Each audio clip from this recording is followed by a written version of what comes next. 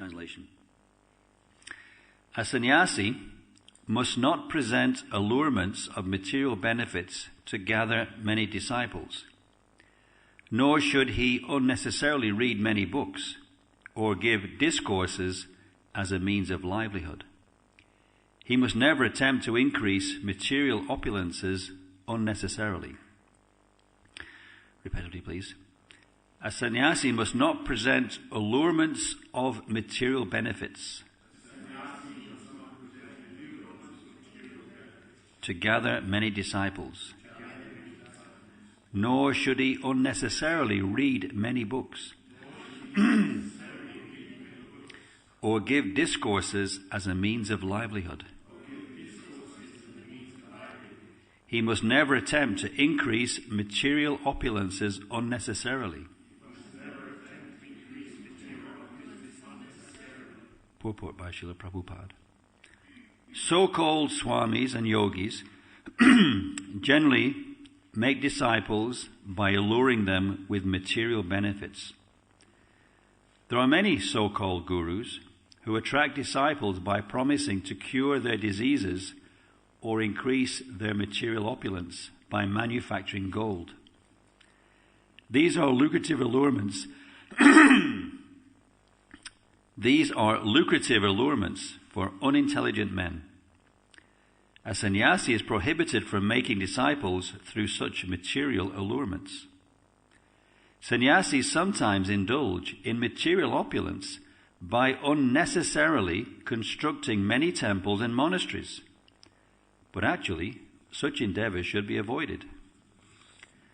Temples and monasteries should be constructed for the preaching of spiritual consciousness or Krishna consciousness, not to provide free hotels for persons who are useful for neither material nor spiritual purposes. Temples and monasteries should be strictly off limits to worthless clubs of crazy men. In the Krishna consciousness movement, we welcome everyone who agrees at least to follow the movement's regulative principles.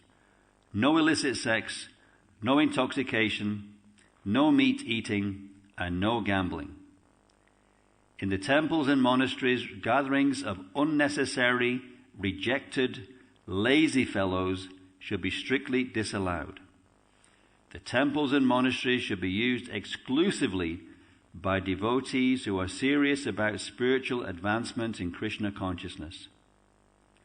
Srila Vishwanath Chakravarti Thakur explains the word aramban as meaning matadi vyaparan, which means attempts to construct temples and monasteries. The first business of the sannyasi is to preach Krishna consciousness. But if by the grace of Krishna facilities are available, then he may construct temples and monasteries to give shelter to the serious students of Krishna consciousness. Otherwise, such temples and monasteries are not needed.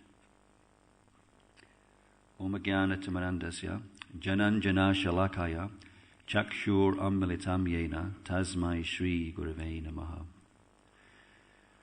So, in this verse, there are 4 things mentioned that a sannyasi should not do. One was to present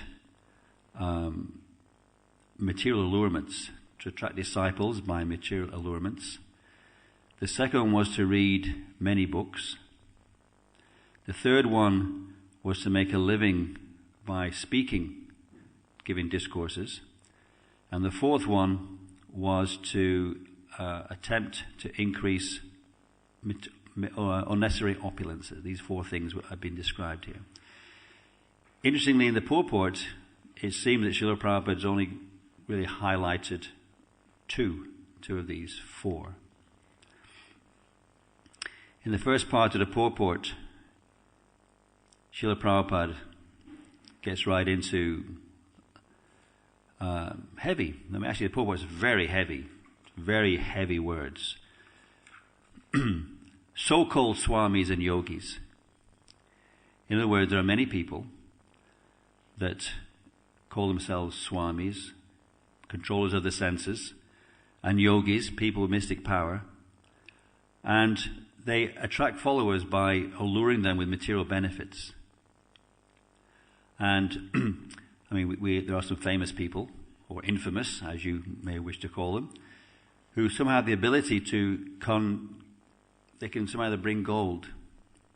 They have the ability to produce gold or other opulences. It's a mystic power. And people are actually quite amazed by it. They're quite bewildered and actually think this is a proof of the person's spiritual divinity because they can manufacture gold.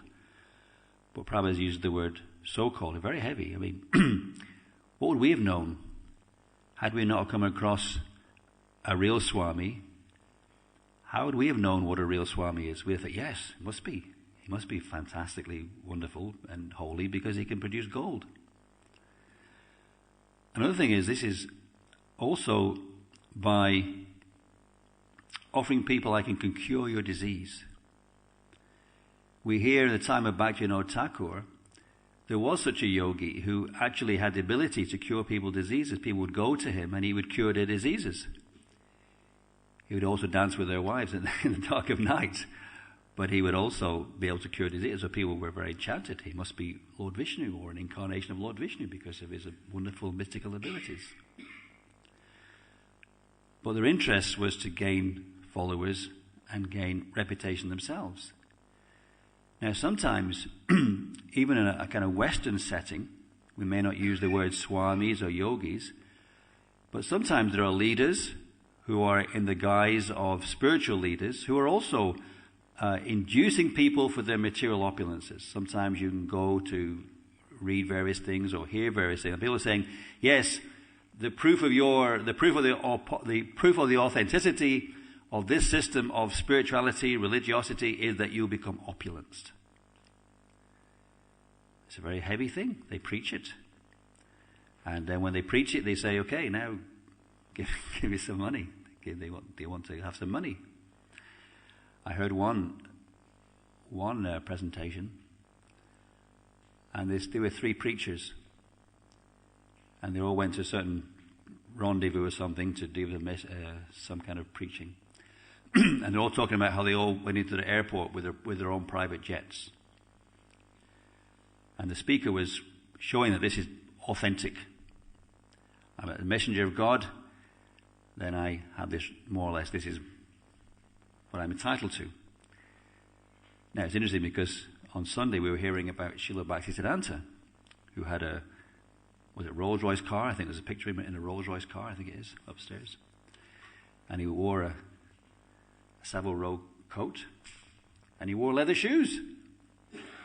So what would happen if Srila Bhaktisiddhanta was today in the 21st century? Would he have a private jet? I don't know.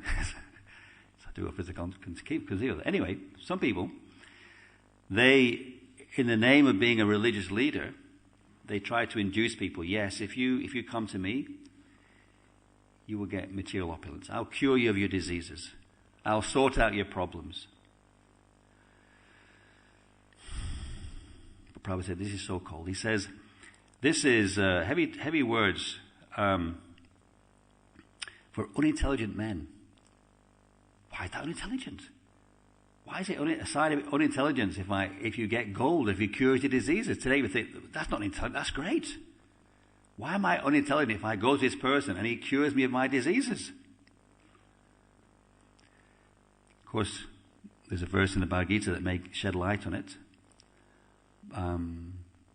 Bahunam jamanamante jnana vam mam prapadyeta vasudevi salmiti surmahatma sudulabha. This says jnanavam bahun, after many births, bahunam jamanamante, after many births, vasudeva sarvam iti. Vasudeva, you're everything. So Jnanavam, Jnanavan, Van means possessor of Jnana, one who possesses knowledge. Prapadyante, he's who enters to Krishna. This is the actual understanding of Jnana. From the basic Krishna's perspective, nowadays, modern man's perspective will have their own ideas what is advancement. And they will say, yes, we have cured a disease. That's what they'll say, or that we're trying to cure a disease. And have they cured it or not cured it? Have they just suppressed it? Have they something else come out? There's a plant in my garden. It's a tree. But if you cut it, it starts shooting out in other places. Sometimes the weeds are like that. You cut the weed off and then it comes up in another place. It's so it's so kind of virile, it wants to kind of come up. And we were hearing, we have a gentleman coming to do hedge laying. And what they do is they cut the hedge 3/4 through, they bend it over. And then the root, you get 4 or 5 new seedlings coming up. So sometimes like that with diseases, you try to cure it in one way, but it comes out another way. So oftentimes they deal with the disease and then they suppress all the symptoms. So nowadays, you're considered to be a jnani, or modern jnani, or a modern yogi, or a modern swami, if you can somehow save people from the material allurements. If you go, I mean, think about it. If you go to your spiritual master, what would you ask for? What would you ask for? If you went to a holy man, what would you ask for? Please save me from my difficulties. I'm suffering. This person did this to me. I'm not being treated well. It's kind of that's one level. So people, sometimes there are people who are very expert and they're alluring things. They're trying to get people to be their followers for material reasons. Now sometimes in our society, we also may notice related things. That a person, they may want a particular guru. Let's turn it the other way. What's interesting here is this is talking about shishya, disciples. Another point, this is interesting because if you read this book as it is, without twisting anything, or trying to reinterpret it, this verse talks about a person taking disciples. So nowadays there's a controversy about Ritviks and things like that. But if you look at this verse as it is, what it tells you is that there's a sannyasi who is making disciples. He's got his own disciples. That's what the natural reading of this verse says. And it's like that. And even earlier on, when we're talking about even grihastas, brahmacharis, they was talking about the guru having a wife. So there, the grihasta was a spiritual master with disciples. So the natural reading is that there's a teacher and he's got disciples. Just a side point. So sometimes there is a kind of subtle sense of material opulence. I want to be associated with this particular guru because he's very popular. And if I'm his disciple, I'll also be part of the popular group. This is also an allurement. So sometimes if you want disciples, you may induce certain things. I'm going to induce this kind of material aspiration in my disciples, that they're part of a big group. So therefore, one has to be, there's a qualification there for being a disciple. What is it that you want? If you want to be part of a group, you've got a nice picture on your altar, then people are going to come in, oh, you're a disciple of this particular guru. And you get some prestige from it, because, what do you mean? You're a disciple of that one? He's only got one disciple, or 3, or 4. That's not very, So that's a kind of material opulence. So a sannyasi, he's not meant to present any allurements of material benefits, neither of gold or medicine or even these things.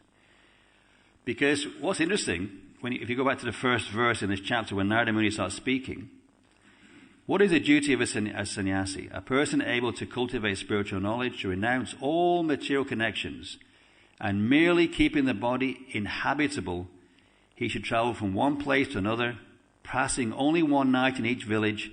In this way, without dependence in regard to the needs of the body, the sannyasi should travel all over the world. So a sannyasi's got nothing to do. He's basically just saturating himself in Krishna consciousness. So these are, you could say, how Maya sneaks into the mind of a sannyasi. That's it, I'm going to give up the world. And as soon as you give up the world, suddenly the whole world is interested in you. When the sannyasi walks in, there's like a kind of wave of people offering obeisance as he walks down the corridor. Now imagine, we experience that. Someone comes to Prabhu, please accept my humble obeisances. "Oh, Baru, you're such a wonderful person. When you walk by, my life lights up." If someone said that to us, we get, "Oh yeah, so finally." So imagine you're a sannyasi. You're a sannyasi and everyone's bowing down to you. So it's very easy to fall into this. Let me act in a way that I can keep these interested persons coming. So this is, Bhagavatam is saying, no, this is forbidden. It's forbidden to offer inducements, material inducements to your disciples, whether it's gross like gold or curing their diseases, or even these subtle things. Grantam, I'll go to the one that Prabhupada goes into also here, which is interesting. Who would have known this is what it meant?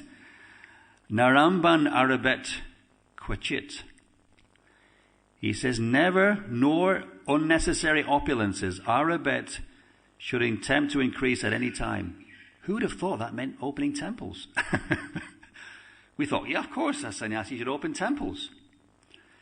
But Srila Prabhupada he seems to be here, he's experienced something that we may not have experienced. Of course, because we're used to, we join a temple, and there's always been a very strict, we hear no lazies and crazies. We hear from the very first day of our movement, practically speaking. We can't have anyone who can't go to the morning program or follow these. We've heard these things, so it's not easy for us to recognize. But Srila Prabhupada is aware of something in his experience where there were places where full of people that were basically just, as Prabhupada says, living in a free hotel. And actually, Prabhupada did say that one time. He saw some frivolous association between men and ladies, I think, in the gardens at the frontier. And he probably was very conscientious about it. He said, don't turn it into a brothel or don't turn it into a hotel or something like that. So it's very important that those who live in the ashram, live in the temple, have to lead a very strict life. This is what's required. Those who are serious about spiritual consciousness. So Srila Prabhupada has had experience where people were just living comfortably. I mean, let's face it, you live in the temple, you get 3 meals a day. You don't have to cook it. Someone's going to cook it for you. They lay it out. You can even now set your own menus what you want to eat. I mean, earlier on in the Brahmachari ashram, we meant to just not eat if you weren't called, and whatever comes in front of you, that's what you eat. Nowadays we have no criticism, just a little joke there.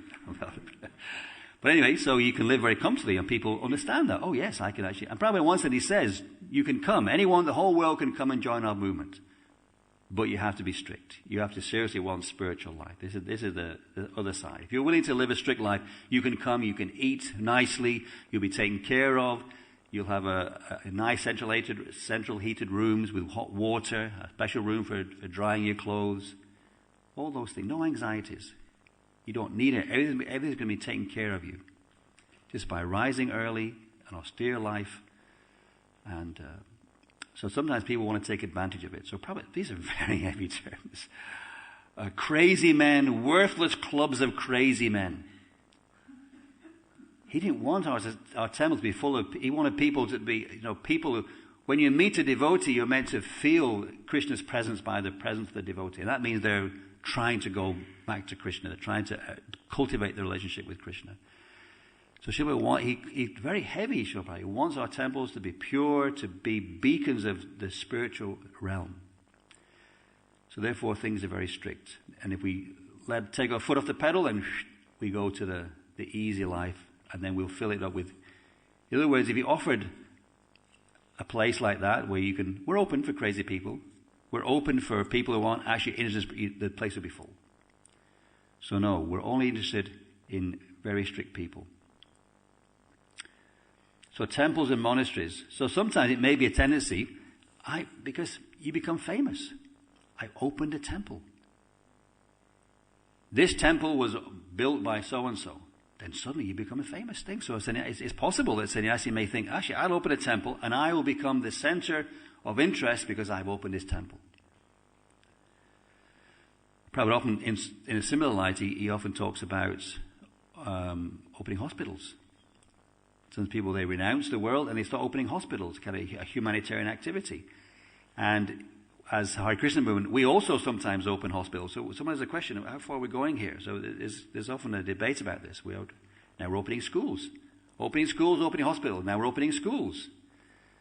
So a sannyasi, he's not interested in opening schools or opening hospitals. He's interested in people going back home, back to Godhead. So therefore Prabhupada says, if there's an opportunity, if by the grace of Krishna facilities are available, then he may construct temples and monasteries to give shelter to the students, serious students of Krishna consciousness. So it's not saying don't open temples. It's saying open the right kind of temples for the right kind of persons. Grantham naiva byased bahun. This in one sense it's a little different than the previous verse yesterday. Govinda was saying, that was Nat Sach Shastresu Sajeta. Don't become attached or indulge in reading Asat Shastra, untruthful literature. And he gave a whole list there of newspapers, novels, dramas, and fiction. This one says, Grantam Naiva Byased Bahun. Grant, we may have heard the word grant in the Sikh religion. Was it Guru Granth Sahib? You go to the Sikh Gurdwara and they have a book that they worship. So that may be where we heard the word grant. Isn't there a Grant Samadhi for the Sanatana Goswami or something? Anyone in Vrindavan? Anyway, it means, yes? Damodar Temple. There's a place where they have the books in some certain books that Goswamis wrote in a Samadhi. So it means literature. Now Prabhupada reads, unnecessary literature, naiva byasad bahun. Should try to understand or cultivate many books. So in one sense, we can easily understand, we should reject all these Asat Shastras. That we can kind of understand, that's understandable. That was explained yesterday. But this has been trying to read many books. That may also indicate there are many books that we could read that we probably shouldn't be reading. If you try and read too many books, and why are you trying to read too many books? For what purpose? We say, Prabhupada very happily says, there is one book that you need. Bhagavad Gita. Everything you need is in Bhagavad Gita. Then he says, another book that you need is a Srimad Bhagavatam. 18,000 chapters. How many people have read the whole Srimad Bhagavatam? All 12 cantos. 3 people. 4 maybe. 12 cantos of the Srimad Bhagavatam. Chaitanya Charitamrita. Who's read the whole Chaitanya Charitamrita? 3. 4 maybe. Then there's the Nectar Devotion, Teachings of Lord Chaitanya. Then there's all these small books. So these are the books that Prabhupada wrote. Now there's every few weeks you go by, there's a new book in the reception here.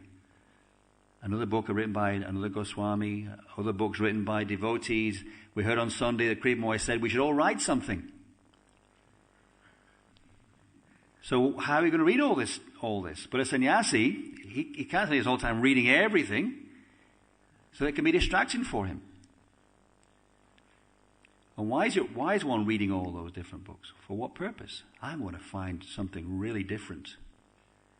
So you might want to find a different verse or a different sloka to gain interest in the class. That's the duty of a teacher. You want to make the class interesting so people can follow and pay attention. But you also may want to do it because you may want prestige. So this can actually be an anartha for a sannyasi to try and think of something different. It's a possibility. Another thing here is navyakyam upayundita. Nor discourses should make as a means of livelihood. Of course, the sannyasi is not meant to have any livelihood. Who takes care of a sannyasi? Grihastha ashram? The whole society? Krishna. That was the opening verses in one sense. He's meant to be wandering out in the world and feeling how Krishna takes care of him. Sannyasi is fearless. I mean, can you imagine walking out the door and not knowing where you're going to sleep that night and having complete shelter of Krishna as a consequence. Sometimes we hear Sankirtan stories like that. I think we heard some like that, where devotees, they go out, they're not sure what's going to happen that night, and suddenly they take care of them. I had a little experience like that. We one time we went to, where did we go? I was a young devotee, and Danavir was the Sankirtan leader. Not Sankirtan, he was the Bhakti leader. So we had us going down to Bournemouth, I think it was. And they were doing kirtan right there. There's a park near the beach. And he was leading this beautiful kirtan, and all these people were just like thronging, listening to this beautiful, Danny was around, a nice singer who was thronging there. And then one lady came up. She was a Jewish lady. She invited us to her house. I think her parents weren't there. Anyway, it's a bit of an embarrassing story in one sense, because anyway, she invited, we made prashadam there. Of course, the kitchen was a bit of a devastation after. But it's interesting how just by preaching, this lady came over and she said, come to my house, and we had a place to go and had prashadam. So imagine a sannyasi every day like that he feels that he's in the hands of God. Now, what we're going to hear later on is about a python, the meditation of a python, where a sadhu, he just sits in one place and sees what destiny brings. And actually, when Narada Muni met him, he was actually described as being a bit fat, a bit stout was the word he used. In South Africa, they call you very healthy if you're a bit overweight. But somehow he was a bit stout. Now, generally, it's described if a sannyasi is large, there's something not quite right. A sannyasi is not meant to be large; he's meant to be slim, because it means there may be too much consumption going on. I don't know if it's still the case, but in the Brahmacharya ashram, there used to be a sign on the scales. There was a scale, I remember seeing a scales there, and it said, you measure your prashadam intake here. You go on the scale, you can see how much prashadam you've been eating. So,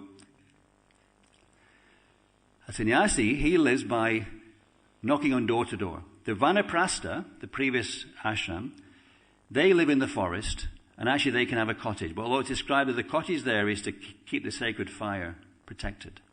But presumably he would also live in a cottage. And he was allowed to collect some types of foods, and then if he got new food, he would discard it. So there's a certain amount of breaking free, because a grihasta, no grihasta has enough. Every grihasta wants more. That's the whole nature. They want to accumulate, store for the future, and store for the future they can't see. They never have enough money. They always want more money. You go from a Brahmacharya ashram, you go in a grihasta ashram with a bag. You finish with a truckload of stuff. So the grihasta ashram, they're accumulating. So Vanaprastha is kind of breaking that attachment to actually, I don't need all this stuff. Why do you need a house made of brick? Why can't you live in a house made of mud? I'm not sure I told this story last time I gave class, but I think I get started. I was reading about the Wild West times, and there's a young couple. I think the man was 18 and she was 16, and he wanted to marry her. And she says, "Yes, I'll marry you if you build me a house." So this 18-year-old man got his ox cart, 6 oxen and a cart, a wagon. The cart's got 2 wheels, the wagon's got 4, and off he went to the west coast of America, or wherever it was they were settling.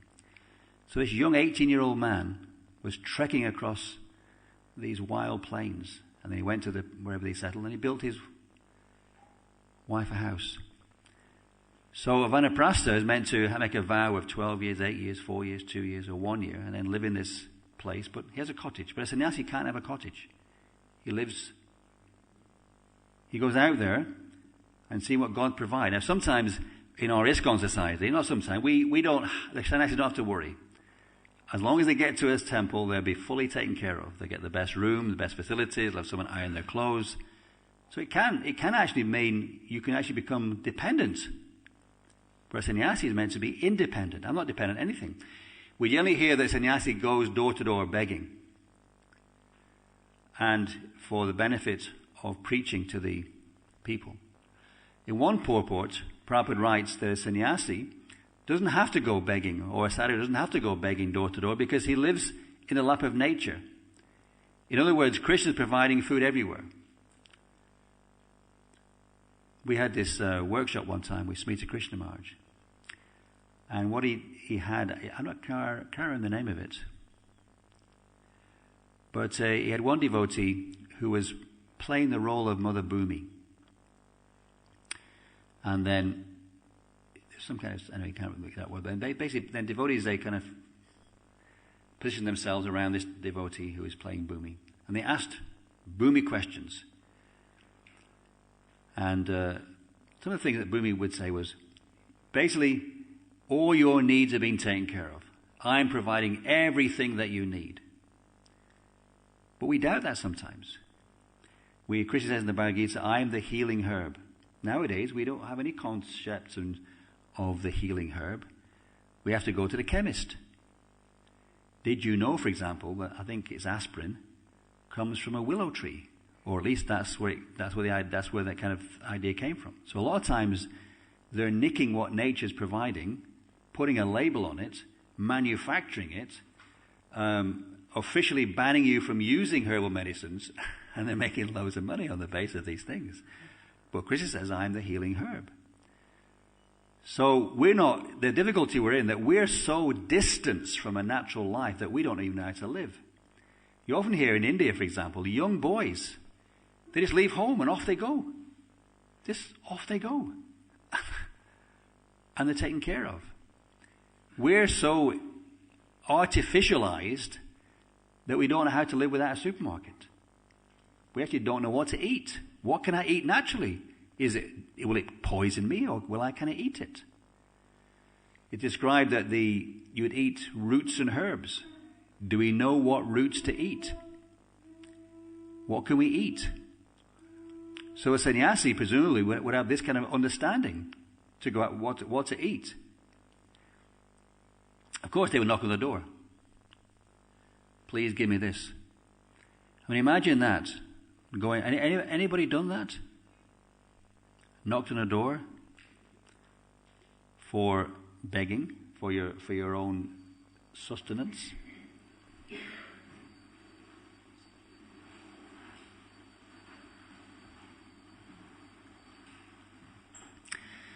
So I did see it one time in India. Devotees were knocking on the doors of some of the Brij Basis. I mean, personally, I find it a little disconcerting. I thought, here's a wealthy Westerner knocking the door of a Brij Basi, asking for a roti. I mean, it was kind of interesting to have the experience of doing it, but I didn't do it myself. I heard of people doing it. But a sannyasi, he's not reliant. He's relying on God. So I think there's probably a rule there. You're allowed to knock on a certain number of doors, and after that, that's it. That means sometimes you may go hungry. We certainly heard in terms of Prahlad Maharaj, Parikshit Maharaj. When he was on his journey, sometimes it described how he's suffering from thirst and hunger. Now, of course, if you're traveling along a great distance, then how would you forage along the way? So generally, if you want to forage, you have to stop and slow down and scavenge like that. But a sannyasi is reliant on God. So, Vyakyam upayonjita.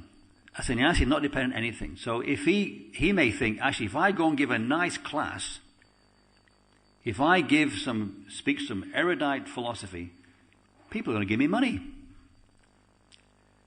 Now, I was speaking to Jayadvaita Maharaj, and he mentioned, or someone told me that, I think maybe his disciple told me that he always has $2,000. And if anyone gives him more money, he basically donates it to the local temple.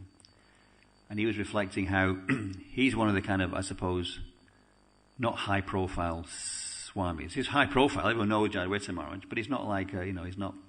When he comes, the temple isn't bulging at the seams to get in.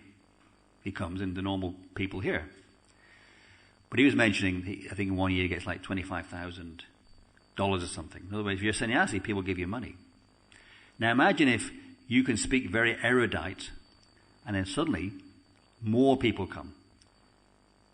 So there's a possibility you may think, well, I can make good income this way.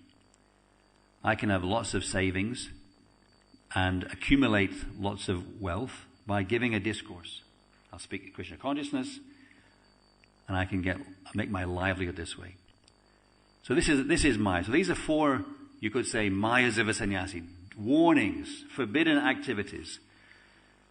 Don't aspire, don't try and accumulate disciples for material benefits. Don't read many books, unnecessarily many books, even many authentic books, Vedic books. There are I think I read in one of the Sandarbhas, there are 400,000 verses of the Puranas on earth. In the heavenly planets there are more. So we struggle just reading 18,000 verses of the Bhagavatam. What to speak of all the 400,000 verses? Who's read the Mahabharata? The original Mahabharata, 100,000 verses. So we already have immense literature already. So it can be distracting for a sannyasi to go down that route of trying to read too many books. Also should not be speaking to create followers or as a means of making a livelihood. And shouldn't increase unnecessarily opulences. Okay, so what can we learn from this? These are questions for you, our audience. This is about sannyasis. So what can we learn in our lives? What messages can we take from these warnings of a sannyasi?